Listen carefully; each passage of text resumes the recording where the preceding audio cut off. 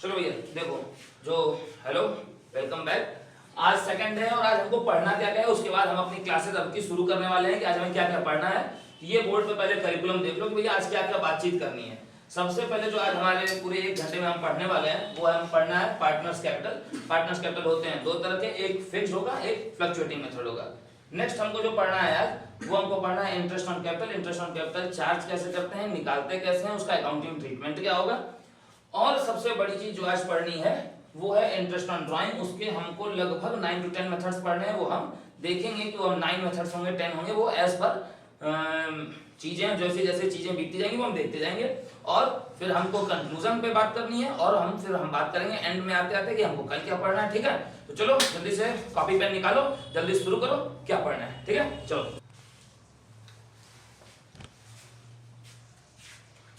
ठीक चलो जो भैया आज की हमारी जो बातचीत है वो है होनी है पार्टनर्स कैपिटल अकाउंट पे। अभी इसका हम फॉर्मेट देखेंगे। पार्टनर्स कैपिटल अकाउंट कितना तरह का होता है? दो। पहला हो गया भैया फिक्स्ड कैपिटल मेथड से बनता है, दूसरा बनेगा तुम्हारा फ्लक्चुएटिंग कैपिटल मेथड से। बहुत इजी सी बात है ना, पार्टनर्स कैपिटल पूरे साल भर बना चुके हो, कोई दिमाग नहीं लगाना है।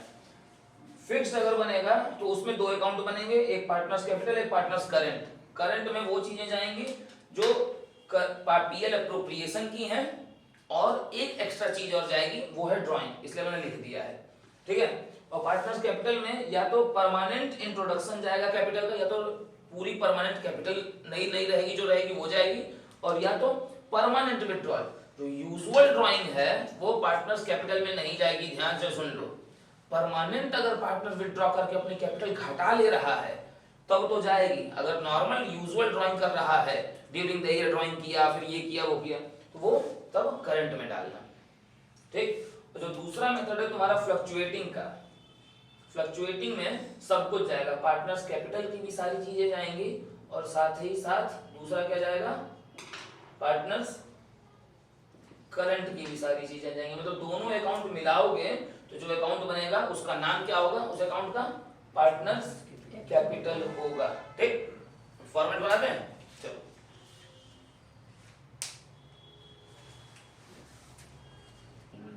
देखो ये दो अकाउंट बनाए हैं, partners capital partners current fixed के अकॉर्डिंग। तो पार्टनर्स कैपिटल में अगर क्वेश्चन में एग्जिस्टिंग कैपिटल दी हुई है, ठीक, तब तुम लिखोगे बाई बैलेंस क्या सीडी या बीडी, ठीक है। और अगर एग्जिस्टिंग कैपिटल नहीं दी हुई है, बिजनेस अभी अभी शुरू हो रहा है और ए और बी पार्टनर है। अच्छा हाँ, यहाँ लाइन देख लो सबसे जरूरी है, यहाँ पे मैंने एक एक लाइन डाली हुई है। पार्टनर अगर 2 होंगे अमाउंट का कॉलम 2 कर लेना, पार्टनर अगर 3 होंगे अमाउंट का कॉलम 3 कर लोगे। ठीक है, मैक्सिमम सीबीएसई में 3 से ज्यादा पार्टनर्स नहीं देंगे। ठीक है, अब अगर पार्टनर कैश लगा रहा है या कैपिटल बढ़ा रहा है, ठीक है, कैपिटल अगर ले आ रहा है या कैपिटल बढ़ा रहा है, ध्यान से सुनो, कैपिटल ले आ रहा है या कैपिटल बढ़ा रहा है। पार्टनर्स कैपिटल अकाउंट का नेचर क्या है, पर्सनल, रियल या नॉमिनल? पर्सनल है। ठीक है, पर्सनल अकाउंट होने के साथ पार्टनर्स कैपिटल क्या है बिजनेस के लिए, एसेट है कि लायबिलिटी है? लायबिलिटी है। लायबिलिटी का बढ़ना हमेशा क्या होता है, क्रेडिट होता है। तो इसका मतलब सुनो, बहुत जल्दी जल्दी बात, अगर किसी भी वजह से कैपिटल आपकी अगर बढ़ेगी, सुंदर लग रहा हूं ना? ठीक है, ठीक, अगर किसी भी वजह से कैपिटल आपकी बढ़ेगी तो कैपिटल क्या होगी, क्रेडिट। फिर से अपनी बात रिपीट कर रहा हूं, ध्यान से सुनो। पार्टनर्स कैपिटल अकाउंट का नेचर क्या है, पर्सनल। ठीक, पर्सनल नेचर है। और पार्टनर्स कैपिटल को अगर इस तरह से नहीं याद रह रहा है तो ऐसे याद रखो कि पार्टनर्स कैपिटल क्या है, एसेट है कि लायबिलिटी है? लायबिलिटी है। ठीक, लायबिलिटी का बढ़ना हमेशा क्या होता है, क्रेडिट, और लायबिलिटी का घटना हमेशा क्या होता है, डेबिट। ये बात एकदम दिमाग में बैठा लो, पूरी पार्टनरशिप इसी पे चलनी है। लायबिलिटी का बढ़ना क्रेडिट, लायबिलिटी का घटना डेबिट। यानी कि किसी भी वजह से अगर पार्टनर की कैपिटल बढ़ेगी तो क्या होगा, किधर जाएगा, क्रेडिट में। और किसी भी वजह से अगर पार्टनर की कैपिटल घटेगी तो किधर जाएगा, डेबिट साइड में। बढ़ेगा तो किधर जाएगी, क्रेडिट, और घटेगा तो डेबिट। अब पार्टनर की कैपिटल बढ़ कैसे कैसे सकती है, ये सब तो अभी हम भरेंगे। ठीक है, दिखावा करने के लिए भी भर लेंगे। ओरली सुनो, पार्टनर की कैपिटल बढ़ किन किन चीजों से सकती है, सैलरी मिलने से, कमीशन मिलने से, इंटरेस्ट ऑन कैपिटल मिलने से, या उसके हिस्से का प्रॉफिट मिलने से। ठीक, घट कैसे सकती है, ड्राइंग होने से, इंटरेस्ट ऑन ड्राइंग होने से और लॉस होने से। फंडा क्लियर? तो अगर पार्टनर परमानेंट इंट्रोड्यूस कर रहा है कैपिटल, तो आप यहाँ पे बाई कैश या बाई बैंक लिख लोगे। और अगर परमानेंट निकाल रहा है तो टू कैश या टू बैंक लिख लोगे परमानेंट निकालने पे, ठीक। और उसके बाद कैपिटल चूंकि बैलेंस होती है तो आप क्रेडिट पूरा जोड़ोगे, डेबिट पूरा जोड़ोगे, और जो डिफरेंस होगा उसको आप लिख दोगे टू बैलेंस कैरिड डाउन यानी कि सीडी, ठीक। यानी कि पार्टनर्स कैपिटल में सीडी हमेशा डेबिट में लिखा जाएगा और बीडी हमेशा क्रेडिट में। क्लियर रहेगा, एकदम याद रहेगा, मेमोराइज।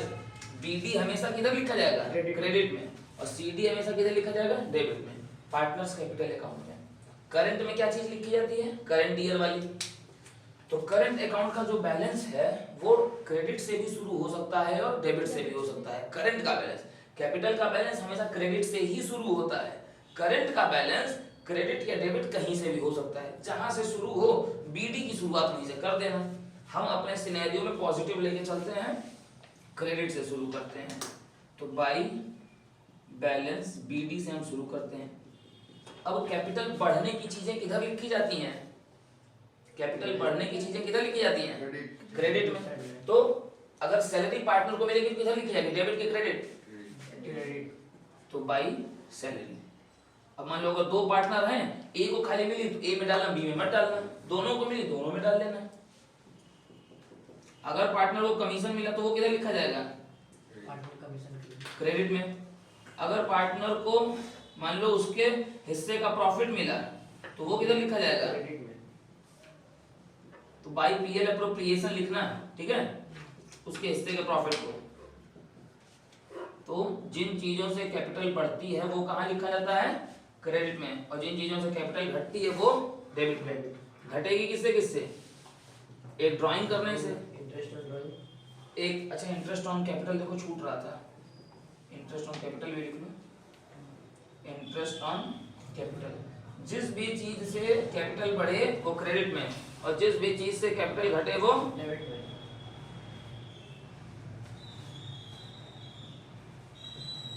अच्छा, ड्राइंग और इंटरेस्ट ऑन ड्राइंग के अलावा एक और किस चीज से कैपिटल घट सकती है, लॉस से।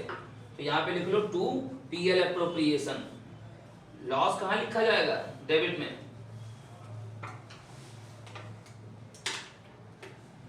ये उसके हिस्से का लॉस है, शेयर ऑफ लॉस है, ठीक। और प्रॉफिट के लिए पीएल एप्रोप्रिएशन क्रेडिट में, लॉस के लिए पीएल एप्रोप्रिएशन डेबिट में। और उसके बाद क्या हुआ, पार्टनर्स करंट अकाउंट का नेचर क्या है, पर्सनल, रियल या नॉमिनल। ये भी पर्सनल है सर, पर्सनल है तो ये भी बैलेंस होगा। तो क्रेडिट जोड़ो, डेबिट जोड़ो, जो साइड कम हो डिफरेंस फिगर उधर डाल दो, ठीक। हम मानते हैं कि डेबिट साइड कम है तो हम लिख लेंगे अपने केस में टू बैलेंस सीडी। फंडा क्लियर सर है, पार्टनर्स कैपिटल हो गया। ये जो पार्टनर्स कैपिटल अकाउंट बनाए हो ये फिक्स्ड के तहत बनाए हो तभी दो बनाए हो। अगर फ्लक्चुएटिंग के अकॉर्डिंग बना रहे होते तो कितना बना रहे होते, दो की एक, तब दोनों मर्ज कर दो, बस कुछ नहीं करना है, दोनों को मर्ज कर दो। बैलेंस बीडी से शुरू करो, फिर सैलरी भी कैपिटल में लिखो, फिर कमीशन भी कैपिटल में लिखो, फिर इंटरेस्ट ऑन कैपिटल भी कैपिटल में लिखो, फिर मिलने वाला प्रॉफिट भी कैपिटल में लिखो, सब कैपिटल में ही जाएगा। उसमें कुछ करंट वारंट जैसी चीज होती ही नहीं है। फंडा क्लियर हो गया, उतार लो। अच्छा, मैं यहाँ पे लिख दूं डिस्क्लेमर में, अगर आप फ्लक्चुएटिंग बनाएंगे, ये फ्रेम में आ रहा है ना, अगर आप फ्लक्चुएटिंग कैपिटल बनाएंगे तो पार्टनर्स कैपिटल की चीजें प्लस पार्टनर्स करंट की चीजें दोनों मिला के बनता है। पार्टनर्स कैपिटल अकाउंट और पार्टनर्स करंट अकाउंट दोनों मिला के क्या बनता है, एक बनता है, और उसका नाम क्या होता है, पार्टनर्स कैपिटल अकाउंट, ठीक। अब हमको इंटरेस्ट ऑन कैपिटल निकालना जानना है और इंटरेस्ट ऑन ड्राइंग निकालना जानना है, ठीक। इसको नोट कर लो बस। चलो भैया आगे का देख लो।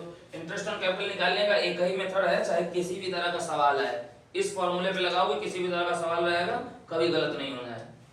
इंटरेस्ट ऑन कैपिटल निकालने के लिए capital multiplied by rate by 100 multiplied by month by 12।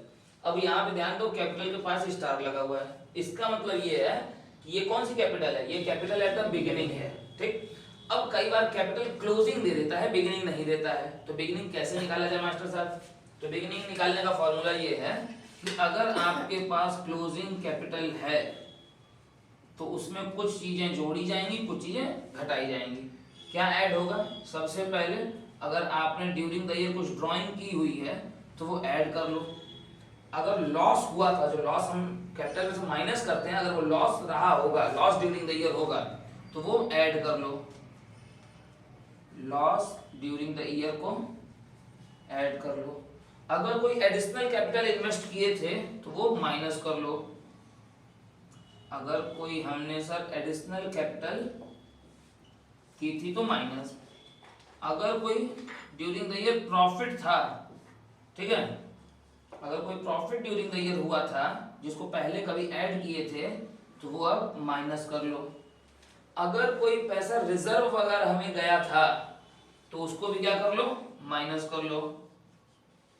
Transfer to reserve. तो इससे क्या आ जाएगी? ये मैक्सिमम पॉसिबिलिटी है। इससे क्या आ जाएगी सर तुम्हारी? इससे आप पा जाएंगे ओपनिंग कैपिटल, और जैसे ही ओपनिंग कैपिटल पाओ फॉर्मूले पे लगा दो, opening capital multiplied by rate by 100 multiplied by month by 12, ठीक। अब ये करने के पीछे का लॉजिक समझो। सर ड्राइंग को क्यों ऐड किया, लॉस को क्यों ऐड किया, एडिशनल को क्यों माइनस किया, प्रॉफिट को क्यों माइनस किया, ये तो अननेसेसरी बात बता दिया हूं। ट्रांसफर टू रिजर्व ये कभी मिलता होता नहीं, सीबीएसई में नहीं कभी मिलता है, ये बस आपके नॉलेज के लिए हो सकता है, सीबीएसई के क्वेश्चंस में नहीं कभी मिलना है। क्योंकि ड्राइंग आप आज के पहले क्या किए थे? माइनस। लॉस आज के पहले आप क्या किए थे? लॉस से आपकी कैपिटल क्या हो रही थी? कम हो रही थी, माइनस हो रही थी। ड्राइंग से आपकी कैपिटल क्या हो रही थी? कम हो रही थी, यानी कि माइनस हो रही थी। एडिशनल कैपिटल से आपकी कैपिटल क्या हो रही थी? बढ़ रही थी, प्लस हो रही थी। प्रॉफिट से आपकी कैपिटल प्लस हो रही थी। तो जो चीजें पहले प्लस किए थे वो अब क्या कर देना है? माइनस। और जो चीजें पहले माइनस किए थे उनको क्या कर देना है? प्लस। अंडा क्लियर? जो चीजें पहले माइनस हो रही थी वो अब क्या होंगी? प्लस।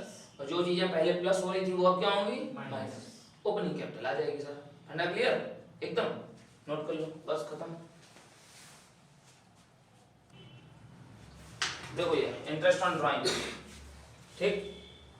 इंटरेस्ट ऑन ड्राइंग निकालने के वेरियस मेथड हैं जो ऑलमोस्ट बहुत ही नेसेसरी नहीं है मगर पढ़ लेते हैं, क्योंकि इंटरेस्ट ऑन ड्राइंग हमेशा इंडिविजुअल क्वेश्चंस में नहीं कभी एग्जाम में पूछेगा। एग्जाम में वो एक पूरे समराइज्ड क्वेश्चन में पूछ देगा, ठीक है। तो इंटरेस्ट ऑन ड्राइंग निकालने का जो पहला मेथड है जिसको हम सिंपल मेथड कहते हैं, उसका फॉर्मूला है drawing multiplied by rate by 100 multiplied by month by 12। जैसे अगर किसी पार्टनर ने जुलाई में ड्राइंग की तो मंथ कितने रिमेन रह गए? 9।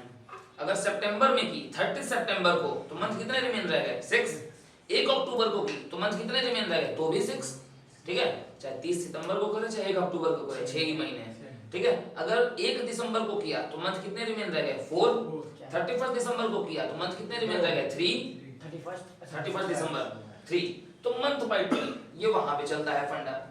प्रोडक्ट मेथड खाली क्वेश्चंस में बुक्स में पूछते हैं, जब हम नॉर्मल यूजुअल डेज में पढ़ते हैं अपने सिलेबस में तब प्रोडक्ट मेथड आता है, नहीं तो एग्जाम में नहीं कभी, मुझे जहां तक याद है नहीं कभी आया है, ठीक है। किस्मत अगर खराब रही तो आ गया, that may be another thing. तो भी हम पढ़ लेते हैं टोटल ऑफ प्रोडक्ट। प्रोडक्ट को अच्छा प्रोडक्ट कैसे निकलता है? प्रोडक्ट का मतलब होता है मल्टीप्लिकेशन। मैथमेटिक्स में पढ़े हो ना, प्रोडक्ट मतलब क्या होगा? मल्टीप्लिकेशन।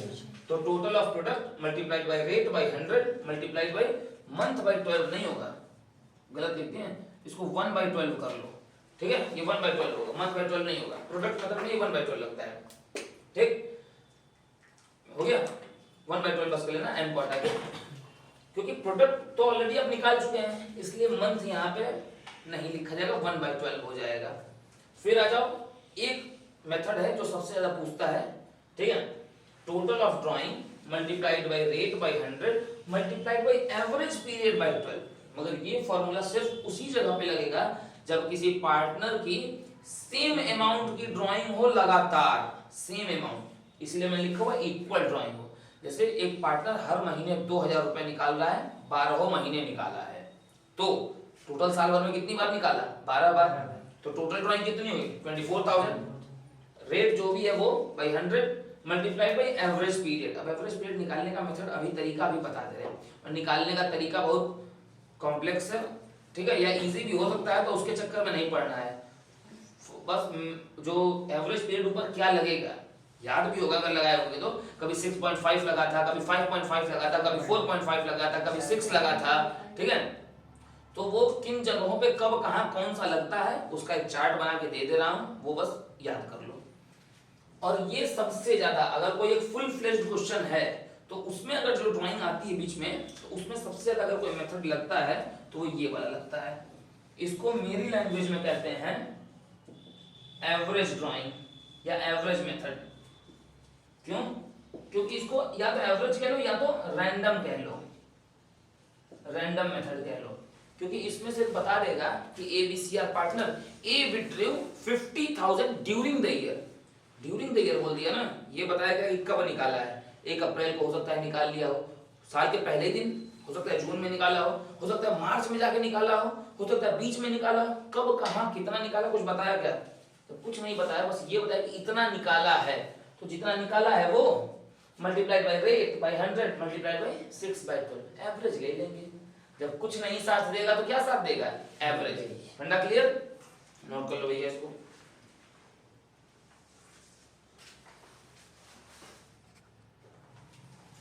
चलो बस लास्ट, अब हम एवरेज पीरियड निकालने का मेथड जो भी लगता रहा होगा वो लगेगा, वो सारी बुक्स में मालूम है, सब लोग पढ़ चुके हैं। साल का अंत है तो उसमें कोई बहुत दिमाग नहीं लगाना है। उसका फॉर्मूला अगर पूछोगे तो ओरली में फॉर्मूला बताता रहा हूं, time remaining after first drawing plus time remaining after last drawing whole divided by 2।